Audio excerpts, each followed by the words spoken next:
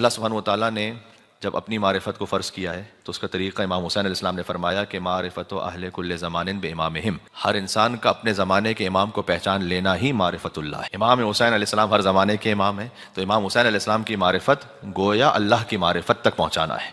باب اللہ امام حسین علیہ السلام۔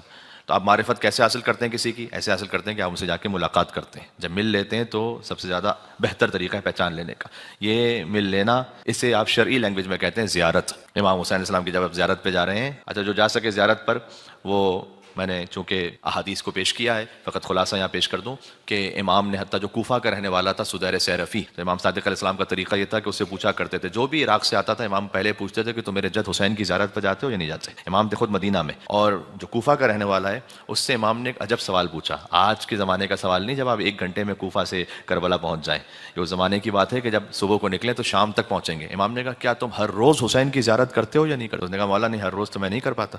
امام نے کہا کہ کیا ہر مہینے کرتے ہو؟ کہا مولا ہر مہینے بھی نہیں جا پاتا۔ کہا ہر سال جاتے ہو؟ کہا مولا کبھی کبھی سال میں بھی نہیں جا پاتا۔ اور آپ اس زمانے کے معاملات کو دیکھیں تو اتنا آسان بھی نہیں تھا۔ کہا مولا ہر سال نہیں جا پاتا۔ امام نے کہا تو نے جفا کی ہے حسین ابن علی، تو نے جفا کر دی حسین ابن علی پر۔ اور اس کے بعد امام نے فرمایا کہ تم جاؤ حسین ابن علی کی زیارت پر، روز زیارت کرو اور جمعے میں 5 مرتبہ کرو۔ کہا مولا کیسے کریں، میں تو نہیں جا پاؤں گا بار بار۔ امام نے فرمایا کہ اپنے گھر کی چھت پہ جاؤ، زیر آسمان، اگر آپ زیر آسمان ظاہر ہے کہ یہاں پر اگر چھت پہ آپ نہ جا سکیں تو زیر آسمان چلے جائیں، زیر آسمان جاؤ، داہنے دیکھو بہانے دیکھو، رائٹ اینڈ لیفٹ، اس کے بعد آسمان کی جانب دیکھو، پھر کربلا کا رخ کرو اور پھر کہو السلام علیکم یا ابا عبداللہ، السلام علیکم یا ابن رسول اللہ، السلام علیکم ورحمۃ اللہ وبرکاتہ۔ یہ 3 فقرے، یہ سب کو یاد ہے، تو گویا تمہیں ایسا ثواب ملے گا جیسے تم قبر امام حسین کے سامنے کھڑے ہو کر زیارت کو پڑھ رہے ہو۔ تو اس کو اپنی زندگی میں آپ روٹین میں رکھیں، مل کے صلوات بھیجیں محمد و آل محمد علیہ السلام پر، اللہم صلی علی محمد و آل محمد۔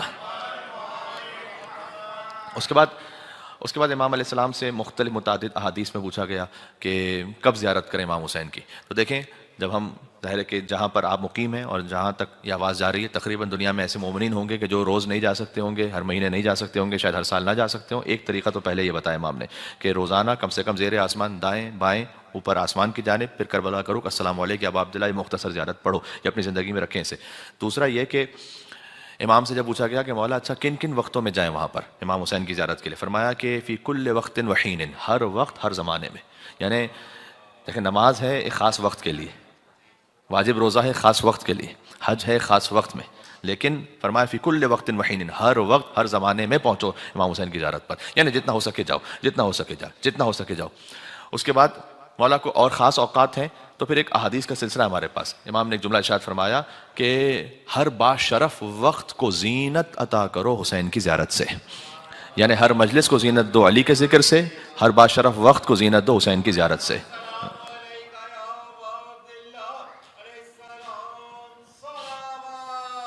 اللہم صلی علی محمد و آل محمد۔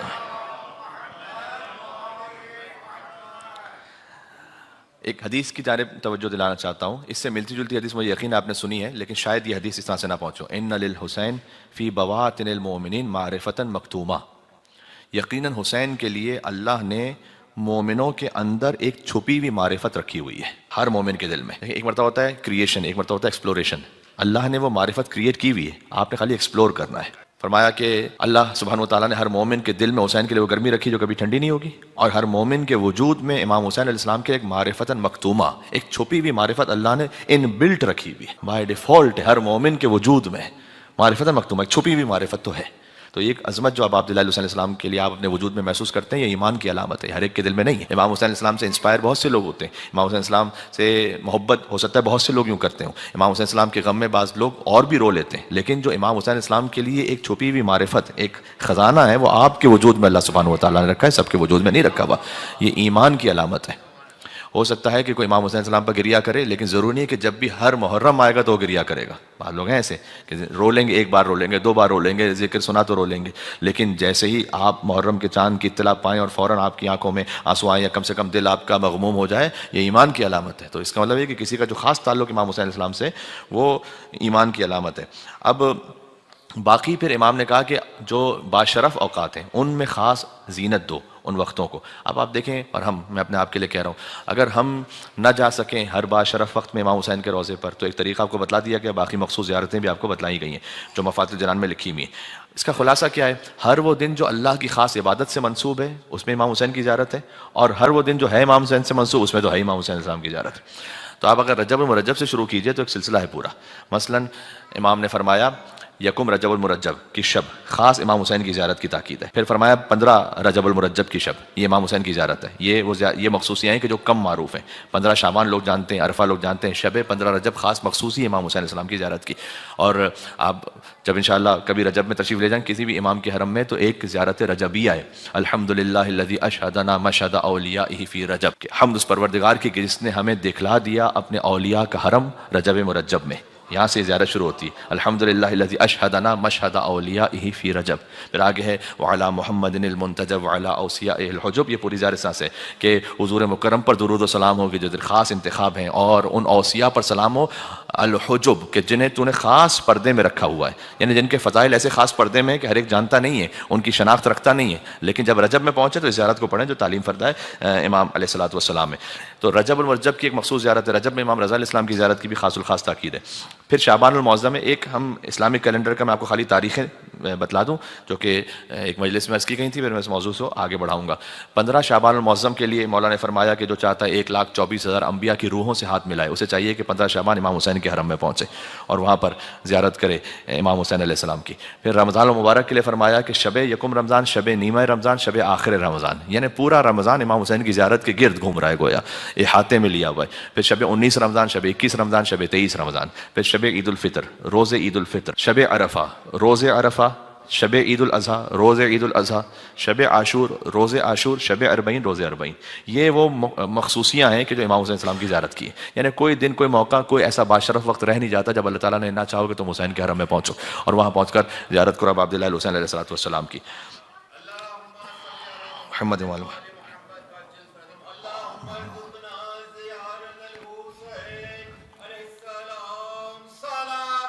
اللہم صلی علی محمد وعلی محمد. اب یہ سب معرفت امام حسین کا ایک ذریعہ بھی ہیں. جب آپ وہاں زیارت پہ جائیں گے تو بائی ڈیفالٹ خود بخود آپ اللہ سے قریب ہو رہے ہیں. دوسرا یہ کہ جب آپ زیارت پڑھیں تو زیارت کے الفاظ میں ایک دفعہ ترجمے کو دیکھیں. تو ہر زیارت پہ گفتگو ہو سکتی ہے، لیکن چونکہ زیارت اربعین بالکل قریب ہے، اس لیے میں چاہ رہا ہوں کہ کچھ اربعین پہ بات ہو جائے. اور وہ زیارت ہے جو آپ یقیناً، چاہے آپ زیارت پہ پہنچے وہاں یا نہ پہنچ سکے کوئی بھی، لیکن یہیں سے تو آپ کریں گے یقیناً زیارت اربعین. تو زیارت اربعین، اب خود اربعین کی کیا سگنیفیکنس ہے؟ دیکھیں، اربعین یعنی 40واں. تو آج اگر فقط آپ اربعین کے حوالے سے ملاحظہ فرمائیے، امام حسین علیہ السلام کی زیارت اربعین سے ہٹ کے میں اربعین کی بات کر رہا ہوں. ویسے ہی خود اربعین 40 دنوں کی اہمیت. یہ الگ بات ہے کہ آج کی سائنس بھی ہزاروں سال کے تجربے کے بعد ایک نتیجے پہ پہنچی ہے کہ اگر آپ ایک زندگی کا حصہ بنانا چاہتے ہیں کسی بھی شے کو، تو آپ 40 دن تک اس پہ عمل کیجیے تو خود بخود آپ کی لائف کا حصہ بن جائے گا. نماز فجر کے لیے کسی کو اٹھنے میں تکلیف ہے، 40 دن تک یہ کام کرے گا، رات میں جلدی سوئے، صبح اٹھ کے پڑھ لے. 40 دن کی زحمت ہے. 41ویں دن خود بخود اس کی زندگی کا حصہ ہوگا. نماز شب کے لیے آپ کا چونکہ مقام اس سے زیادہ ہے کہ میں کوئی نماز فجر کی مثال دیتا تو میں آپ کے لیے نماز شب کی مثال دوں گا. نماز شب میں اگر کسی کو تھوڑی سی کوئی زحمت پریشانی ہو رہی ہے، 40 دن تک عادت رکھے. اور اس کو بارہا عرض کیا جا چکا ہے کہ آپ نماز شب تو مغرب و عشاء کے بعد بھی پڑھ سکتے ہیں. اور ایک طریقہ جو ہم نے بعض مومنین کو ویسے ہی انفرادی گفتگو میں بیان کیا تھا، تو میں اس کو آن دا ریکارڈ بھی کہہ دوں شاید مومنین کے لیے کام آ جائے.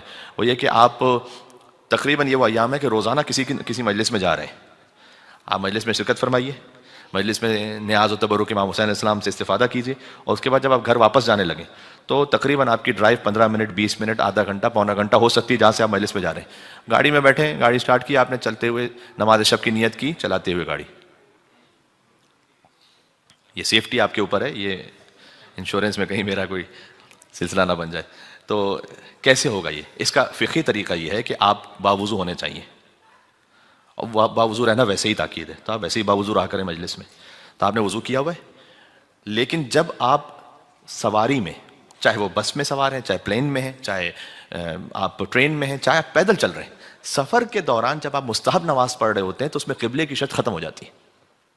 تو پہلی بات تو یہ کہ قبلہ رخ ہونا ضروری نہیں ہے. تو آپ نے گاڑی وہاں GPS پہ نہیں مڑانی کہ جہاں پر قبلہ ہے، آپ اپنے گھر پہ جانا ہے. دوسرا یہ کہ سجدگاہ کی شرط بھی ختم ہو جاتی ہے. تو یہی دو باتیں تھیں نا، سجدگاہ نہیں رکھنا آپ نے واجب نہیں ہے، اور قبلہ رخ ہونا بھی واجب نہیں ہے. تو مولانا صاحب کیسے کریں؟ آپ اگر خود گاڑی ڈرائیو نہیں کر رہے تو اور آسان ہو جائے, گاڑی ڈرائیو کریں تب بھی کوئی ایسی مشکل بات نہیں ہے. آپ نے دل میں نیت کی, آہستہ سے اللہ اکبر کا, نماز شروع کر دی, الحمد کے بعد دوسرا سورہ اسکپ کر دینا بھی جائز ہے. اور خالی آپ نے ہلکا سا رکوع کی نیت سے یہ اشارہ کیا کہ آپ کی توجہ بھی رہے, اور آپ نے ذکر رکوع کیا, سر اٹھایا, ہلکا سا ویسے اشارہ. ایسا نہیں کہ رکوع میں کچھ جھکنا ہے تو سجدے میں اور تھوڑا سا زیادہ جھکنا ہے, بس نیت کی بات ہے خالی. سجدے کے لیے آپ نے سبحان ربی الاعلیٰ و بحمدہ سیدھا کیا, سر استغفر اللہ ربی واتوب الیہ, سبحان ربی الاعلیٰ و بحمدہ, آپ کی نگاہیں سامنے ہیں, آپ چلتے چلتے نماز شب پڑھ لیں, گھر پہنچتے پہنچتے آپ کی نماز شب ہو جائے گی. تو یہ جو مجالس امام حسین السلام کا ایک فائدہ ملے گا آپ کو, وہ یہ ہے کہ آپ واپس جاتے ہوئے نماز شب پوری پڑھ سکتے ہیں. تو آپ 11 رکعت نہ پڑھ سکیں تو 3 رکعت پڑھ لیں. تو جب نماز شب کی آپ کی عادت انشاءاللہ ہو جائے گی شروع, تو اسے کتنے دن تک اب ہم کر لیں تو ہماری زندگی کا ایک روٹین حصہ بن جاتا ہے. 40 ڈیز کوئی بھی عبادت, کوئی بھی اچھا کام, آتا ہے کہ کوئی بھی برا کام بھی نعوذ باللہ, لیکن ویسے کہ اچھا کام جو بھی ہوتا ہے وہ 40 ڈیز کے لیے. اب آپ اس میں بہت ساری ریسرچز دے سکتے ہیں کہ آپ کو کوئی اسکل سیکھنا ہے, آپ 40 ڈیز تک اتنے گھنٹے تک یہ کام کریں, خود بخود آپ کی زندگی کا حصہ بن جائے گا. تو اس میں بہت ساری باتیں. تو ویسے ہی 40, اچھا مسئلہ یہ اور فرق یہ ہے کہ سائنس اور دین میں فرق ہے کہ سائنس یہ بات کہہ رہی ہے تجربے سے, لاکھوں لوگوں کے تجربے سے. امام یہ بات کہہ رہے ہیں علم غیب سے متصل ہونے کی وجہ سے, اس میں ایکسپیرینس سے نہیں کہہ رہے امام.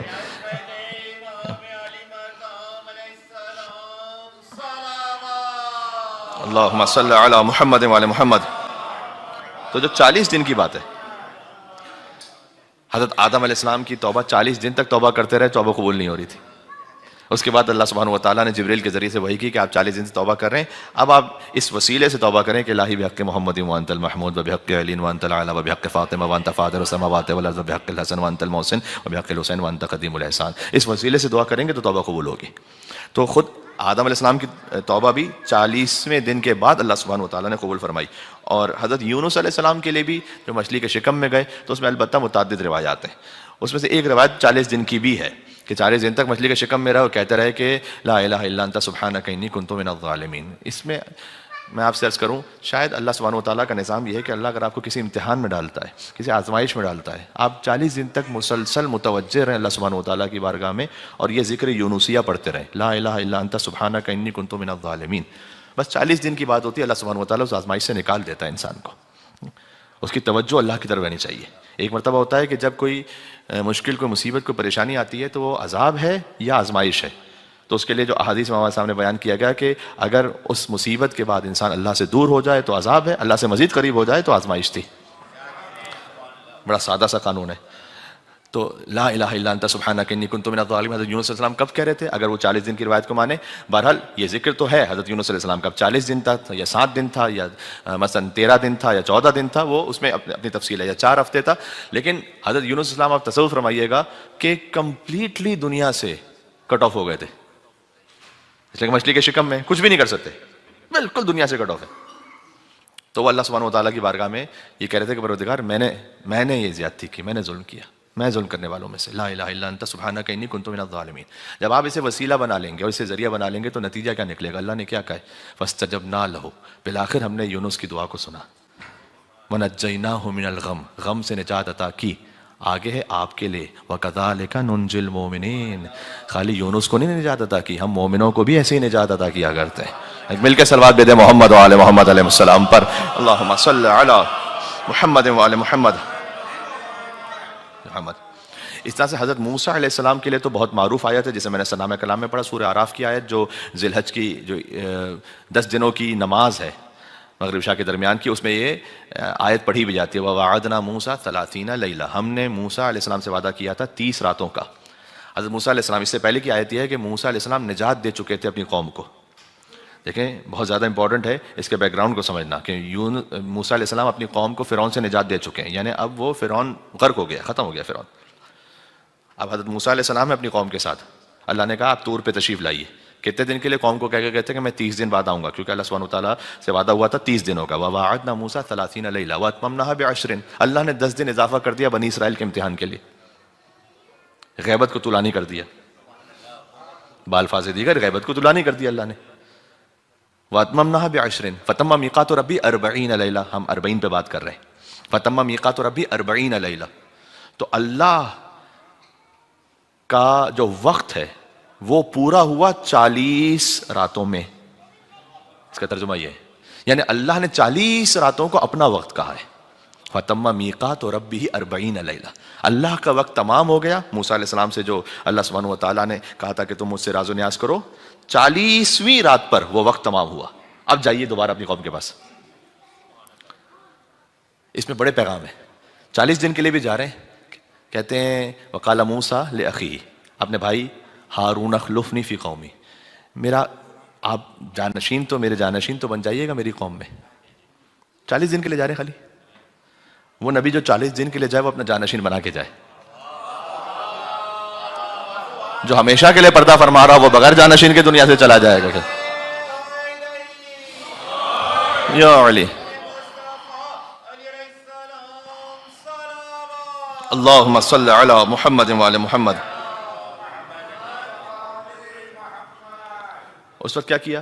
اس وقت سامری نے ایک گوشالہ بنایا سونے کا اور لوگ گوشالے کو پوجنے لگے.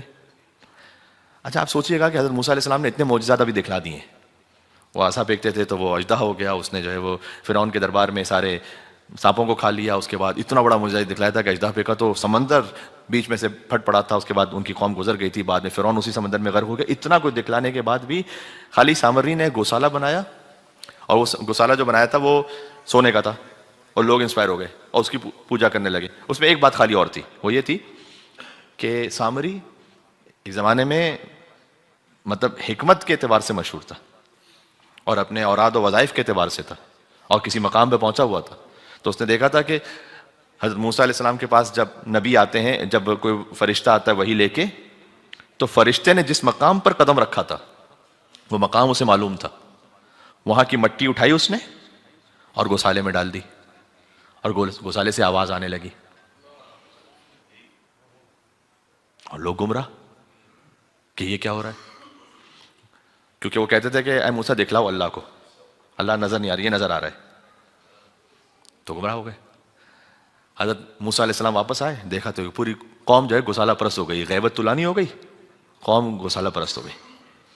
یہ بڑا سخت امتحان ہے. اس کے بعد اللہ سبحانہ و تعالیٰ نے بنی اسرائیل سے یہ کہا تھا، میں واقعے کو اگر تفصیل میں جاؤں گا تو پھر پوری ایک مجلس پہ چاہیے، کہ جاؤ ایک ارض مقدس پر اور وہاں پہنچ کر اس خاص دروازے سے داخل ہو کر سجدہ کرو اور کہو حتہ حتہ حتہ، یعنی پروردگار معاف کر دے، پروردگار معاف کر دے، پروردگار معاف کر دے. وہاں پر بھی اس قوم کی پستی یہ تھی کہ وہاں پہنچ کر حتہ نہیں کہا، حنتا حنتا حنتا، یعنی گندم گندم گندم، دولت چاہیے دولت چاہیے دولت چاہیے.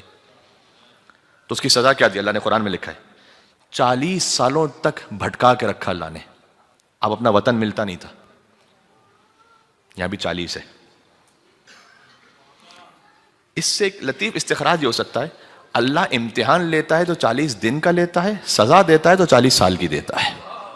یہ اللہ کی ایک رحمت ہے. امتحان دے گا 40 دن کا، سزا دے گا 40 سال. 40 سال تک گھومتے رہے، حتہ نہیں کہہ رہے تھے. امیر المومنین قائد الغر المحجلین نے فرمایا انا باب حتۃ فی ہذہ الامہ، اس امت کے لیے لفظ حتہ میں ہوں. مجھے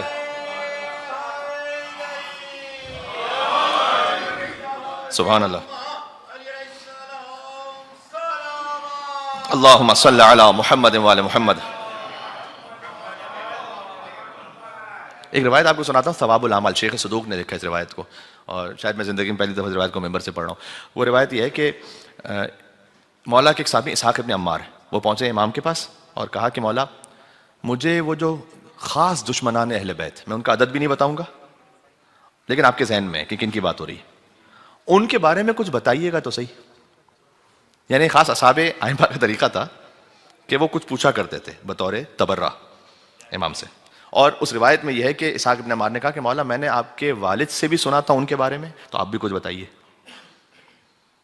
تو امام علیہ السلام نے کہا کہ وہ دین اسلام پر نہیں تھے، یا یہودیت کی طرف یا نصرانیت کی طرف یا مجوسیت کی طرف. اس طرح سے امام نے فرمایا. تو کہ مولا تھوڑا سا اور بیان کیجیے. اسحاق ابن عمار کہہ رہے ہیں مولا تھوڑا سا تو اور بیان کیجیے.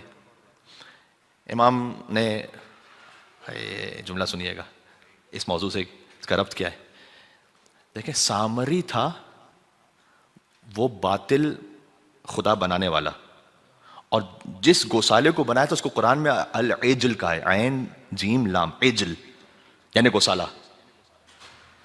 امام نے کہا کہ وہ جن تم دشمنوں کا پوچھ رہے ہو, ایک اس میں سے اس امت کا سامری ہے, ایک عجل ہے.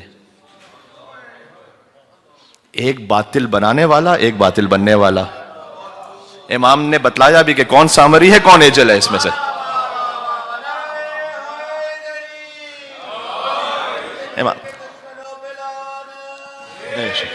امام نے فرمایا کہ خدا لعنت کرے اس امت کے سامری اور عجل پر.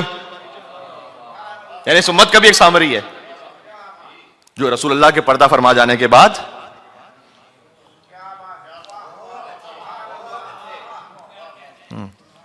ایک ایسا گوسالہ بنائے گا وہ سامری کہ سب اس گوسالے کو پوجیں گے. اس میں امام نے پہلے گوسالے کا نام لیا پھر سامری کا نام لیا, بس اتنا اشارہ کافی ہے. اسحاق ابن عمار کے دل کو ٹھنڈک نہیں ملی, کہا مولا تھوڑا سا اور تو بیان کیجیے گا, تھوڑا سا اور بڑھائیے. امام نے کہا کہ اللہ 3 لوگوں سے قیامت میں بات ہی نہیں کرے گا. یہ سب 3 لوگوں سے اللہ بات ہی نہیں کرے گا. پہلا نہیں, امام نے اس کی علامت بتائی کہ پہلا وہ جو امام نہ ہو اور امام بن بیٹھے, اللہ ان سے قیامت میں بات ہی نہیں کرے گا. ایک بتا ہوتا نا آپ کسی کے پاس جائے کوئی ریکنسائلیشن کے لیے کوئی بات کرنے کے, اس نے بات ہی نہیں کی, بات ہی ختم ہو گئی. جو امام نہ ہو اپنے آپ کو امام بنا بیٹھے. فرمایا دوسرا وہ کہ جو امام برحق پر طعن کرے اور اسے نہ مانے, اللہ اس سے بھی بات نہیں کرے گا. اور مجھے معاف کیجیے گا, پھر امام نے کہا کہ اور اللہ ان سے بات نہیں کرے گا کہ جو یہ سمجھتے ہوں کہ وہ سامری اور گوسالے کا دین میں کوئی ذرہ برابر بھی حصہ تھا, یعنی کہیں دین تھا ان کے دل میں, جو یہ سمجھے اللہ اس سے بات نہیں کرے گا.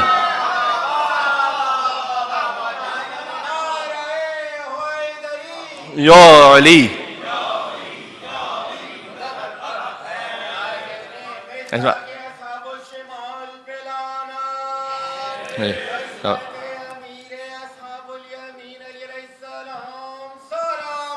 اللہم صلی علی محمد وعلی محمد. اسحاق ابن عمار نے کہا مولا تھوڑا سا اور بیان کیجئے. امام نے کہا سنو, جہنم میں ایک وادی ہے جس کا نام ہے سقر. سقر کا ذکر قرآن میں بھی ہے. امام نے کہا جہنم میں ایک وادی جس کا نام ہے سقر. وہ وادی ایسی عذاب میں شدید ہے, امام نے فرمایا کہ اس میں بو, اس میں تعفن اور اس کی حدت اتنی زیادہ ہے کہ اہل جہنم جو خود عذاب میں وہ بھی پناہ مانگتے ہیں کہ پروردگار یہ سقر, یہ تو اور اس میں نہ بھیجنا. سقر میں ایک پہاڑ ہے کہ جو اتنا بدبودار ہے اور اتنا تعفن والا ہے کہ اہل سقر اس پہاڑ سے پناہ مانگتے ہیں. یعنی انہیں سقر پھر آسان لگتا ہے. اللہ اکبر. اس پہاڑ کے مقابلے پر اس پہاڑ میں ایک درہ ہے, وہ درہ اتنا عذاب والا ہے اور تعفن آمیز ہے کہ پہاڑ والے اس درے سے پناہ مانگتے ہیں. اس درے میں ایک کنواں ہے, وہ کنواں اتنا بدبودار ہے کہ درے والے کنویں سے پناہ مانگتے ہیں. اور اس کنویں میں ایک اژدہا ہے, وہ کنویں میں جو عذاب میں ہے وہ پناہ مانگتے ہیں پروردگار اس عذاب سے بچا لے, اژدہے کے عذاب سے. اس اژدہے کے شکم میں 7 صندوق ہیں کہ اللہ نے حکم دیا ہے کہ کچھ 7 لوگ ایسے ہیں کہ وہ اپنے شکم میں رکھے گا انہیں. اس میں سے پہلا ہے قابیل, امام نے فرمایا. دوسرا ہے نمرود, کیونکہ اس نے یہ کہا, اللہ کو یہ بات سخت ناپسند آئی کہ جب اس نے ابراہیم علیہ السلام سے کہا کہ انا احیی و امید, میں بھی زندہ کرتا ہوں میں بھی مارتا ہوں. اس واقعے میں یاد ہوگا آپ کو. تیسرا ہے فرعون, کیونکہ اس نے کہا انا ربکم الاعلی, اللہ کو سخت ناپسند آیا. پھر سے سنیے گا, قابیل, نمرود, فرعون, یہودیوں کو خاص طریقے سے گمراہ کرنے والا ایک انسان کہ جو عیسیٰ علیہ السلام تک ان پر ایمان لانے سے جس نے روک دیا، اس کا نام لیا امام نے. نصرانیوں کو عیسیٰ علیہ السلام کو ان کا بیٹا بتا کر ان کی عبادت میں لگانے والا. 5 ہو گئے. امام نے فرمایا قابیل، نمرود، فرعون، ایک اہل کتاب کا مجرم، دوسرا دوسری اہل کتاب کا مجرم، 5، چھٹا سامری، 7واں گوسالہ.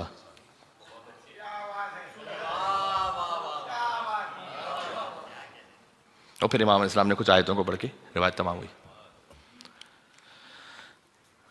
ساری بات کہاں سے نکلی تھی؟ حضرت موسیٰ علیہ السلام 40 دن کے لے گئے. 40 دن کی اہمیت سمجھ میں آ رہی ہے؟ 40 دن میں ہدایت گمراہی الگ ہو جاتی ہے. 40 دن میں قوم مومن سے کافر بھی بن سکتی ہے، کافر سے مومن بھی بن سکتی ہے نا. اچھا پھر میں تو خالی 40 کی بات کر رہا تھا، 40 کے عدد کی. اذا مات المومن، مومن جب مر جائے اس کے جنازے پر 40 مومنا، 40 مومنین کہہ دیں کہ اللہم انا لا نعلم منہ الا خیرا. اللہ کہتا ہے کہ بس میں نے ان کی گواہیوں کو قبول کر لیا، اب اس عذاب دینے کی ضرورت نہیں ہے. پھر فرمایا اس حدیث کو آپ محسوس کر پائے کہ پروردگار ہم اس کے بارے میں خیر کے سوا کچھ نہیں جانتے. وہ 40 کی گواہی کو اللہ قبول کر لیتا ہے. یہ مشہور حدیث ہے. من حفظ من امتی، جو میری امت میں سے یاد کر لے 40 حدیثاً، 40 حدیثیں، اللہ سبحانہ وتعالیٰ اسے قیامت کے دن بعث فقیہا عالما، بطور فقیہ اور عالم اٹھائے گا. اس لیے ہمارے کم سے کم تقریباً 70 علماء ہیں جنہوں نے 40 حدیث پر 40 حدیثاً کتاب لکھی. بعض کی کتابیں ہم تک پہنچی، بعض کتابیں ہم تک نہیں پہنچی، لیکن یہ کتابیں لکھی گئیں. تو 40 حدیثیں اس لیے وہ لکھتے تھے کیونکہ 40 حدیثوں کو یاد کرنے کی تاکید. تو آپ 40 حدیثیں آپ کی زندگی میں، اس میں کوئی ایسا نہیں کہا امام علیہ السلام نے کہ وہ حدیثیں ایسی ہوں کہ جو بڑی مشکل ہو، سخت ہوں، جو 2 صفحے کی ہوں. نہیں، 40 حدیثیں. اس میں سے تقریباً 10-15 تو آپ کو ویسے یاد ہوں گی. من کنت مولا فحاضر مولا، آپ کو یاد ہے نہیں؟ حدیث ہے یہ حدیث ہے نا. حسین امنی وانا من حسین، یاد ہے نا آپ کو؟ یہ حدیث ہے. فاطمہ تو بزت امنی حدیث ہے. الحسن والحسین سید شباب الجنہ. ایک آپ لسٹ بنائیے اپنے پاس اور دیکھیے گا آپ کو کتنی حدیثیں یاد ہیں. لکھیں لکھیں لکھیں لکھیں لکھیں لکھیں. ہر مومن کو کم سے کم 8 10 12 حدیثیں تو ویسے یاد ہوں گی. اس کے بعد وہ مختصر حدیثوں کو دیکھیں اور کچھ حدیثوں کو پڑھتے رہیں روزانہ. نفس کی اصلاح بھی رہے گی، حدیث یاد ہو جائے گی. جب حدیث یاد ہو جائے گی، 40 حدیثیں جس کو یاد ہو جائیں گی، اللہ قیامت میں اسے فقیہ کے طور پر اٹھائے گا، ہے نا. پھر فرمایا جب کسی جگہ پر 40 مومنین جمع ہو جائیں، ماشاءاللہ یہاں پر جس طرح سے 40 مومنین کم سے کم جمع ہو، اللہ دعا کو قبول کر لیتا ہے. 40 دن فجر کے بعد دعا عہد پڑھنے کی تاکید ہے اگر امام زمان علیہ السلام کے لشکر میں شامل ہونا چاہتے ہیں. امام کے ظہور کے وقت ان کا سن مبارک 40 برس کا ہوگا. 40 برس کے وہ نظر آ رہے ہوں گے. اور پھر امام حسن عسکری اسلام نے فرمایا کہ مومن کی 5 علامتیں: بسم اللہ الرحمن الرحیم کو نماز میں بلند آواز سے پڑھنا، 51 رکعت نماز پڑھنا، ہاتھ میں عقیق کی انگوٹھی پہننا، سامنے سجدہ پر سجدہ کرنا، اور زیارت الاربعین، 40ویں دن حسین کی زیارت کرنا. یہ 40 کا عدد آپ ذہن میں رکھیے گا. 1,24,000 انبیاء اور 14 معصومین، ان تمام حجتوں میں حسین کے علاوہ کوئی ہے نہیں کہ جس کا 40واں ایسے ہو کہ جس کی زیارت مستحب ہو. آپ ذرا غور فرمائیے گا، فقط امام حسین علیہ السلام اور کوئی نہیں. اللہم صلی علی محمد وعلی محمد. آج کی زندگی کا خلاصہ یہ ہوا کہ اگر ہم اپنی زندگیوں میں تھوڑا سا استقامت دکھا سکیں اور کوئی بھی نیک عمل، کوئی ایک ایسا اچھا کام آپ 40 دن تک اس کو انجام دیجئے، وہ آپ کی زندگی میں حصہ بن جائے گا. اور یہ لوگوں کے تجربات سے ثابت ہے، اس میں کسی اور بات کی ضرورت بھی نہیں ہے، کسی وضاحت کی. ٹھیک ہے.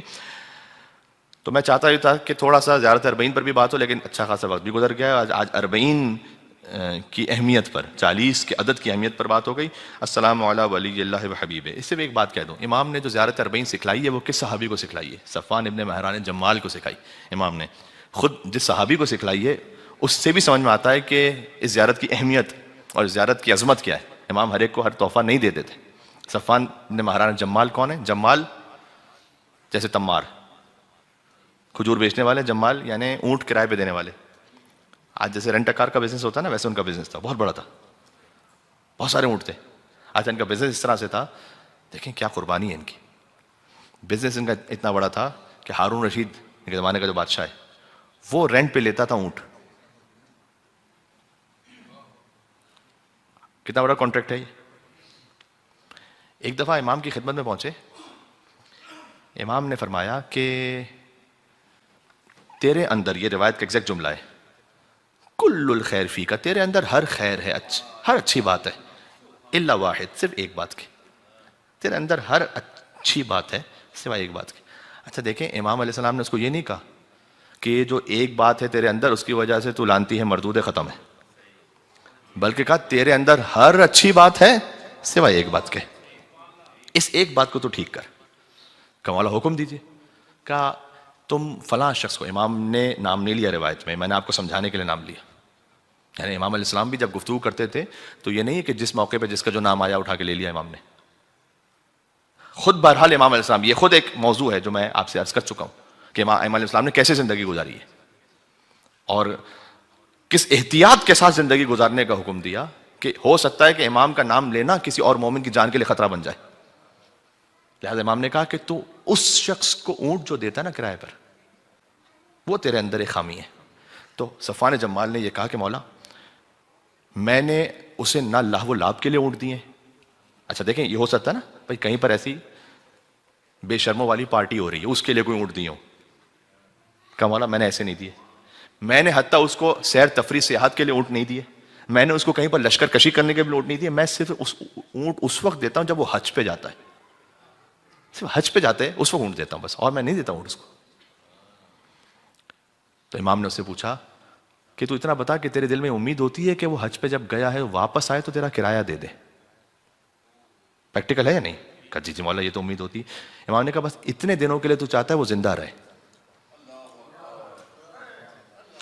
اور جو خواہش رکھے ہم دشمنان اہل بیت کی کہ وہ اتنا بھی زندہ رہے۔ بات پہنچ رہی ہے، میں کیا کہہ رہا ہوں، سبحان اللہ۔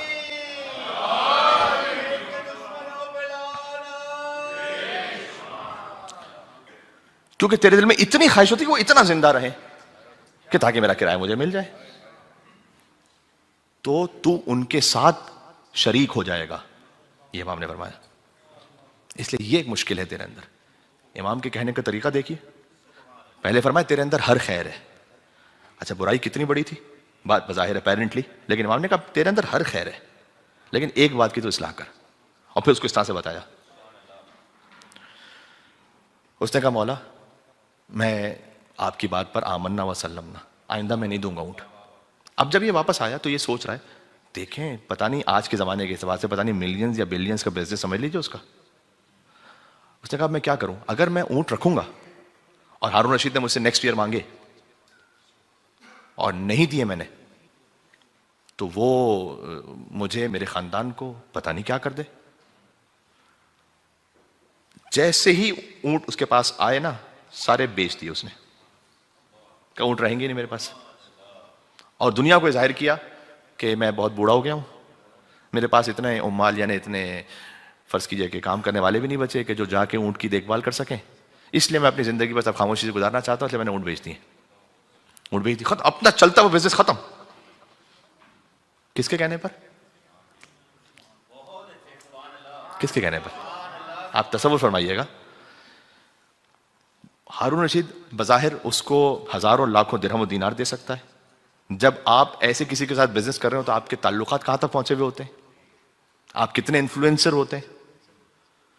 یہ سب کچھ چھوڑا ایک مدینہ میں بظاہر اس غریب کے لیے کہ جو ایک ایسے گھر میں رہ رہا ہے کہ جو بظاہر اس دنیا میں بظاہر کچھ بھی نہیں دے سکے گا، چاہے تو پوری کائنات عطا کر دے، اور ہیں اس منزل پر، کن فیکون کے مالک ہے۔ سمجھ میں آ رہی بات؟ سبحان اللہ، سارے اونٹ بیچ دیے۔ اگلے سال ہارون نے کہا کہ وہ اونٹ چاہیے، کہ وہ میں تو ہے ہی نہیں میرے پاس، میں نے تو ختم کر دیا کام۔ ہارون نے کہا میں جانتا ہوں کہ تجھے کس نے یہ کہا ہوگا۔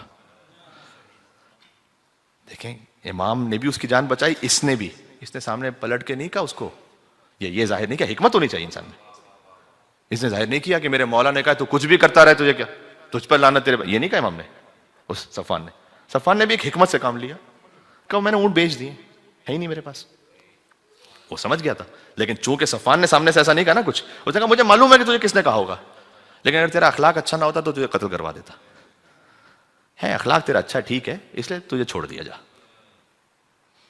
یہ صفوان، ان کو امام نے صادق علیہ محمد نے ایک زیارت تعلیم فرمائی، زیارت اربعین ان کو تعلیم فرمائی. ایسے کسی کو تحفہ نہیں ملتا ہے جو امام علیہ السلام کی خدمت میں اپنی جان، اپنی عزت، اپنی آبرو، اپنا مال قربان کرنے کو تیار ہو، اسے زمانے کے امام سے تحفہ ملتا ہے. تو آپ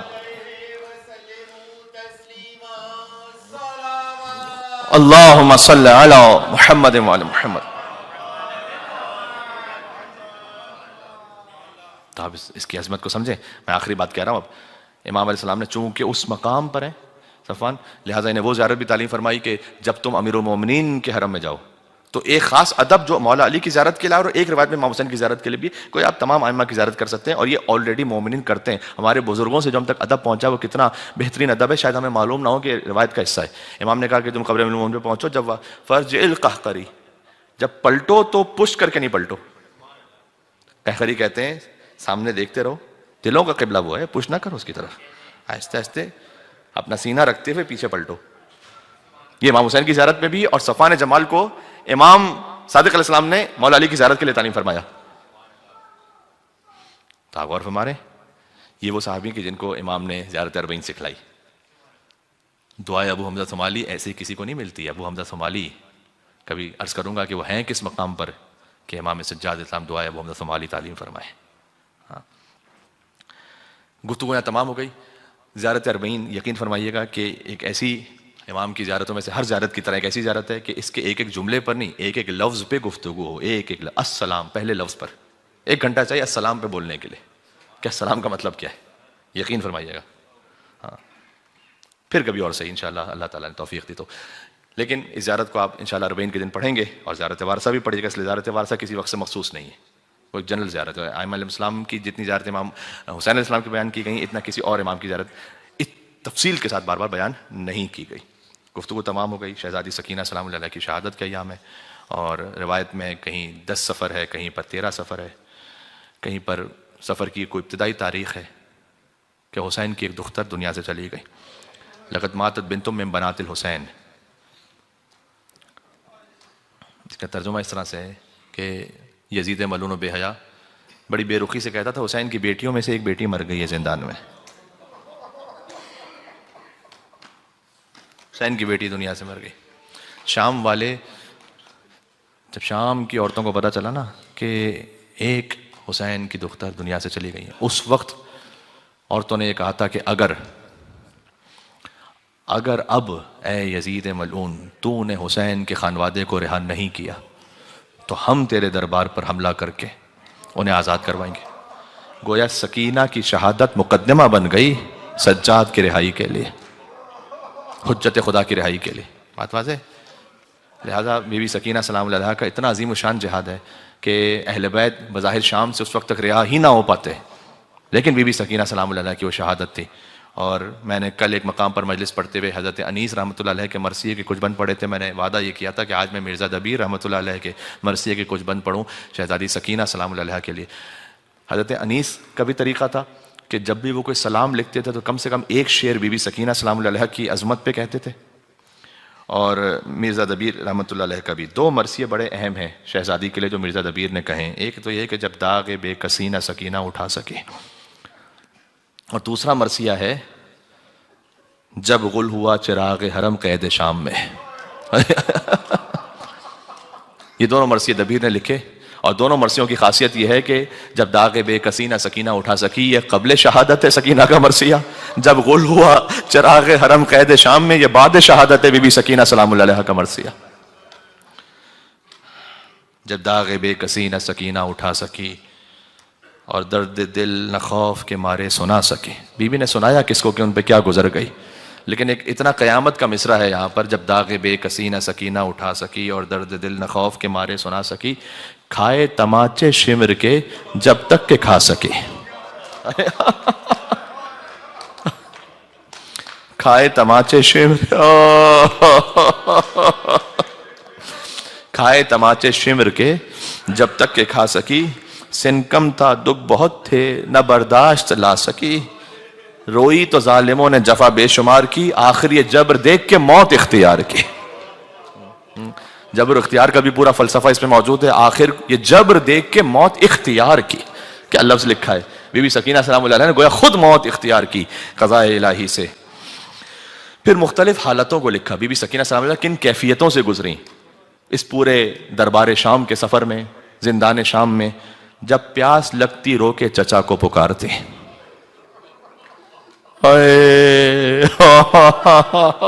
یا ابا عبداللہ الحسین. جب پیاس لگتی رو کے چچا کو پکارتی، دکھتے جو کان شاہ ہدا کو پکارتی، جینے سے تنگ آ کے قضا کو پکارتی، آتا نہ جب کوئی تو خدا کو پکارتی، آتا نہ جب کوئی تو خدا کو پکارتی. کہتی تھی نہ چچا نہ امام امم رہے، شمرے لئی کی گھڑکیاں کھانے کو ہم رہے. شمرے لئی کی گھڑکیاں کھانے کو ہم رہے. حرف درست ظالموں نے بارہا کہا، بے کس نے سن لیا نہ کسی کو برا کہا. اس کے بعد ایک منظر لکھا ہے کہ جب بی بی سکینہ سلام اللہ کا وقت آخر تھا تو بیوی کی گود میں بابا کا سر ہے. حسین کے سر کی جبیں پر سکینہ نے اپنی جبیں رکھی.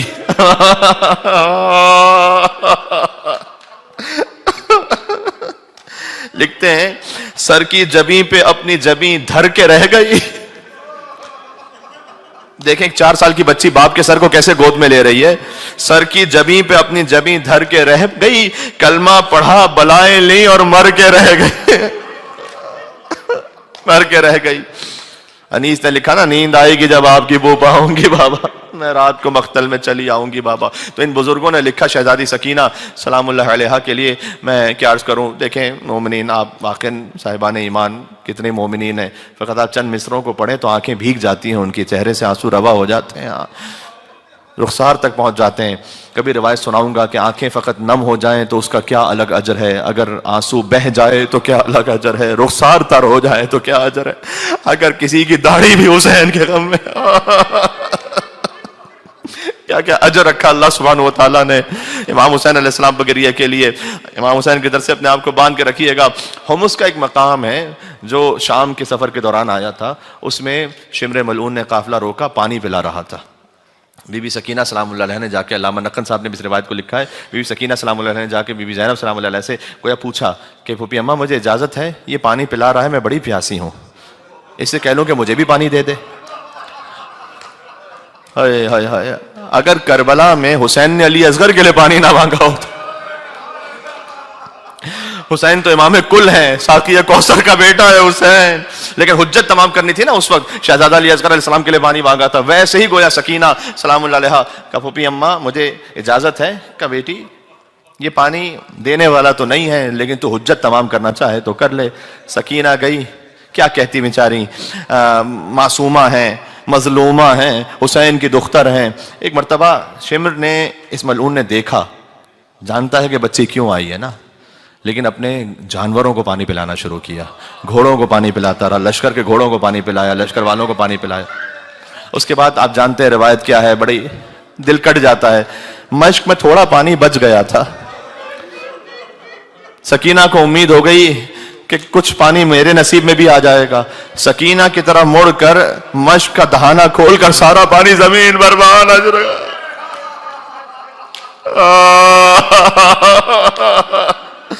سکینہ نے گویا فرات کا رخ کر کے کہا ہوگا چچا آپ چلے گئے، سکینہ کو پانی پلانے والا کوئی نہ بچا. چچا یہ سفر کی رودات کا ایک واقعہ اور ایک روایت ہے مصائب کی. اس کے بعد بی بی، بس آخری جملہ کہتا ہوں، جب پہنچی وہاں پر زندان شام میں، صبح ہے تو گریا، رات ہے تو گریا. یزید ملعون نے کہا کہ کوئی بچی کو چپ کروائے، میری نیند. یا اللہ، سپاہیوں نے کہا ہم نہیں چپ کروا سکتے، جتنے بھی تماچے مارے یہ اور بابا کا نام لے کے روتی ہے. ایک طریقہ ہی اپنے بابا کو بڑی یاد کرتی ہے، اگر اس کے بابا کا کٹا ہوا سر بھجوا دیا جائے. میں سوچتا ہوں کتنے بڑے مصائب ہیں یہ، کسی بچی کے لیے اس کے غموں کی دوا یہ بنے کہ باپ کا کٹا ہوا سر پہنچے اس کا. عزیزوں، شاید یہاں شب 10 صفر المظفر ہے کہ جس پہ گفتگو ہو رہی ہے، تو یہ بی بی سکینہ کی شہادت کی ایک روایت ہے. ذرا تصور فرمائیے گا کہ ایک روایت کے حساب سے اب شب شہادت بی بی سکینہ سلام اللہ علیہ اس گفتگو کو سن رہے ہیں. جب امام حسین علیہ السلام کا سر ایک تشت میں آ رہا تھا، کہا پھوپھی اماں مجھے کھانے اور پانی کی طلب نہیں ہے، مجھے بابا چاہیے بس. اللہ اکبر، حسین کی خوشبو آنے لگی ایک مقام سے، جیسے ہی تش سے کپڑا ہٹا حسین کا سر نظر آیا، ہر بی بی اپنے مقام سے کھڑی ہوئی، صلی اللہ علیہ یا ابا عبداللہ، السلام علیکہ یا ابن رسول اللہ۔ سکینہ نے آگے بڑھ کر باپ کا سر گود میں لیا، بوسے لینے لگی۔ علماء کہتے ہیں آج منظر بدلا ہوا ہے، ساری زندگی ہمیشہ حسین نے چوما تھا سکینہ کو، آج سکینہ چوم رہی تھی اپنے بابا کو۔ وہاں پر ایک مرثیہ لکھا ہے، من الذی قطع وریدک، کہ بابا یہ گردن کی رگیں آپ کی کس نے کاٹ دی بابا؟ من الذی خضب شیبتک بدماء، بابا آپ کی داڑھی کو خون سے رنگین کس نے کر دیا؟ یہ کہتے کہتے سکینہ کی سسکیاں بننے لگیں اور آواز تھم گئی۔ ارے باپ کا سر آیا ہے تو اور گریہ کرنا چاہیے تھا، یہ آواز تھمتی کیوں جا رہی ہے؟ مولا زین العابدین سید الساجدین آگے بڑھے، خدا کسی بھائی کو یہ منظر نہ دکھائے، ایک مرتبہ سکینہ کو ہلایا، وہ بھی اماں شہزادی زینب سے کہا انا للہ و انا الیہ راجعون، وہ بھی اماں۔ ایک جملہ مجھے کہنے کی اجازت دیں کہ یہاں مصائب میں ختم کر دیتا۔ ایک روایت ہے اور وہ روایت ہے سید ابراہیم دمشقی کی۔ یہ روایت میں نے بی بی سکینہ سلام اللہ علیہ کے حرم میں خود وہاں ممبر پر بی بی سکینہ کے حرم میں پڑھی تھی، اور جب میں نے اس روایت کو پڑھا تو میں تو اردو زبان میں مجلس پڑھ رہا تھا، حرم کے خادم جو عرب تھے انہوں نے آ کر مجھ سے کچھ خاص بی بی سکینہ سلام اللہ علیہ کے روضے اور ان کے ذریعے ان کی قبر کے ہدیے مجھے دیے، اور کہا میں خاص آپ کو اس لیے دے رہا ہوں کہ یہ روایت بہت کم پڑھی جاتی ہے یہاں پر۔ انہوں نے کہا کہ عربوں کو بھی کم معلوم ہے، حتیٰ اوروں کو بھی کم معلوم ہے، تو مجھے آپ سے جب میں نے اس روایت کو سنا اور مجھے سمجھ میں آیا کہ آپ کیا کہہ رہے ہیں، کچھ مجھے سمجھ میں آیا، تو میں خاص بی بی سکینہ کے حرم کا اور زری کا ہدیہ لائے ہوں آپ کے لیے، اور وہ میرے پاس محفوظ ہے۔ وہ روایت پتہ ہے کیا ہے؟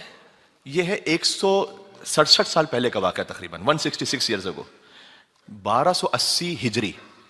1280 ہجری میں سید ابراہیم دمشقی، نجیب الطرفین سید، خالص سادات گھرانہ، ان کی 3 بیٹیاں تھیں۔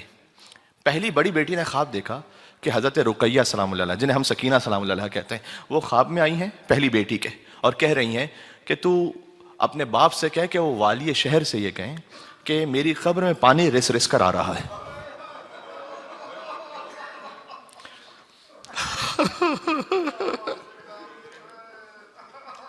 یہ کیوں ہو رہا ہوگا ایسا؟ دیکھیں زندان میں جب عابد نے قبر بنائی ہوگی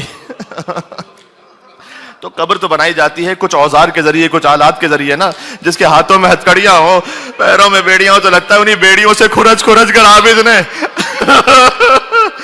سکینہ کی قبر تیار کی۔ گویا جتنی قبر بن گئی بس شہزادی سکینہ کو حوالے کر دیا، سپرد لحد کر دیا۔ کہا پانی رس رس کے آ رہا ہے۔ اجسام زندہ ایک کتاب ہے، اس میں بھی واقعہ موجود ہے، اور بھی علماء نے اس کو لکھا ہے، اور میں نے کہا کہ میرے لیے اور مزید سند ہو گئی کہ جب میں نے خود حضرت بی بی سکینہ کے حرم میں ممبر رئیسی پر اس واقعے کو پڑھا تو حرم کے خادم نے آ کر اس واقعے کی تصدیق بھی کی، اور انہوں نے مجھے کچھ خاص ہدیہ عطا کی بی بی سکینہ سلام اللہ علیہ کی قبر کے۔ تو اس بڑی بیٹی نے یہ خواب بتایا بابا کو، باپ نے کہا کہ نہیں ہم اس میں کیا کر سکتے ہیں، شاید یہ خواب تم نے ویسے ہی دیکھ لیا ہو، ہماری کیا ہمت اور جرات کہ ہم قبر سکینہ سلام اللہ علیہ کو جا کے پختہ کریں گے۔ بات گزر گئی، اگلے دن درمیان کی بیٹی نے یہی خواب دیکھا، پھر باپ سے آ کے کہا، باپ نے کہا اچھا تم نے بھی یہ خواب دیکھا ہے؟ اور تیسرے دن تینوں بیٹیوں نے خواب دیکھا۔ تو باپ کو یقین ہو گیا کہ یہ بیوی کی جانب سے کوئی حکم آ رہا ہے مجھے بار بار۔ یہ سید ابراہیم دمشقی کہتے ہیں کہ میں والی دمشق کے پاس پہنچا، ان کا بڑا احترام تھا سادات ہونے کی وجہ سے بھی اور ان کے مقام اور عظمت و تقوی کی وجہ سے بھی۔ انہوں نے کہا دیکھو میری ایک دفعہ خواب آیا ہوتا تو میں تم سے نہ کہتا، میری بڑی بیٹی نے، پھر درمیان کی بیٹی نے، آخری بیٹی، سب نے یہ خواب دیکھا، بار بار یہ دیکھا ہے، تو تم مجھے کام کرنے کی اجازت دو۔ اس نے کچھ اپنے علماء فضلاء کو جمع کیا، کہا ٹھیک ہے ہمیں یقین آ گیا آپ کی بات پر۔ چاروں طرف سے ایک پردہ لگا دیا گیا، سید ابراہیم دمشقی کی بیٹیاں اندر گئیں اور انہوں نے باپ باہر سے بتاتا گیا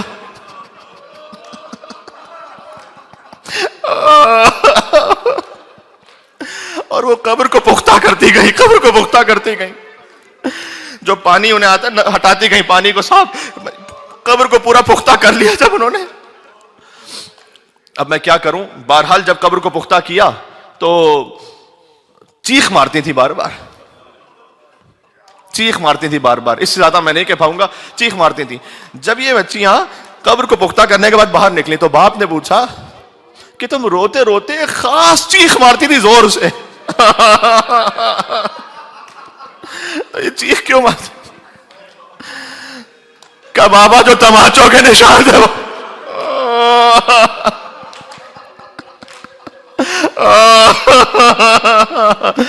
بابا جو قبر کی کیفیت ہے بابا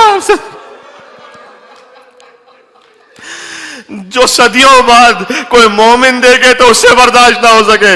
اللہ جانے عابد بیمار نے کیسے، اللہ جانے شریکت الحسین معظمہ بی بی شہزادی زینب سلام اللہ علیہ نے کیسے دیکھا، اور آخری جملہ اللہ جانے حسین کے کٹے سر نے کیسے دیکھا کہ سکینہ